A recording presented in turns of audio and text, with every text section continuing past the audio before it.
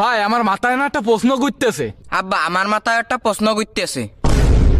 এ তুই আজকে থাম, এই দুদিন ধরে তুই মেলা প্রশ্ন করেছিস, আজকে আমি প্রশ্ন করব, তুই শুনবি। তা ভাই কি প্রশ্ন করতেছ তোর মাথায়?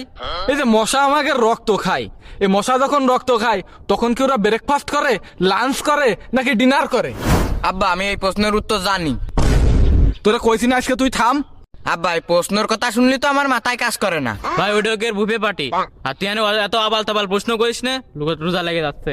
না না সিরিয়াসলি, আচ্ছা জায়গা বাদ দে, তুই আর একটা প্রশ্নের উত্তর দে। আমরা যদি আয়নার দিকে তাকায় চোখ বন্ধ করি তাহলে কি আমরা আমাকে নিজেকে দেখতে পারবো? আব্বা আব্বা এটার উত্তর আমি জানি।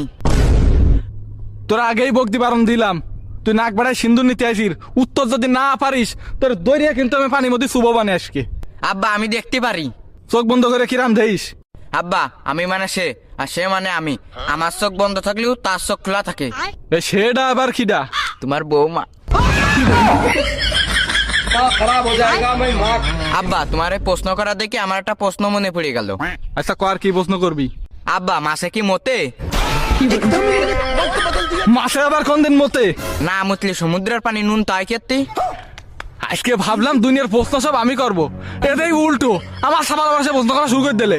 তোকে প্রশ্ন করাতে আমারও একটা প্রশ্ন চলে আসলে মনে। এই ওই যে মুরগি গেল ডিম পাড়ে, ও গেল ডেলিভারি হয় নাকি ওকে ম্যানুফ্যাকচারিং হয়?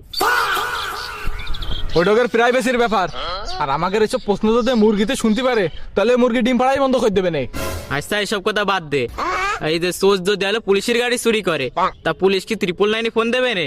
পুলিশ কনে ফোন দেবেন তা আমি জানি না, কিন্তু পাগলা গারদে ফোন দিয়ে আমার জন্য একটা সিট বুক করা লাগবে না। এই 2 দিন ধরে আমার সাবাল আমার যে প্রশ্ন করা করিয়েছে, আমি ভাবলাম যে আজকে তোকে একটু প্রশ্ন করে তোকে পাগল বানাবো, আজকে আমি উল্টো পাগল হয়ে যাচ্ছি।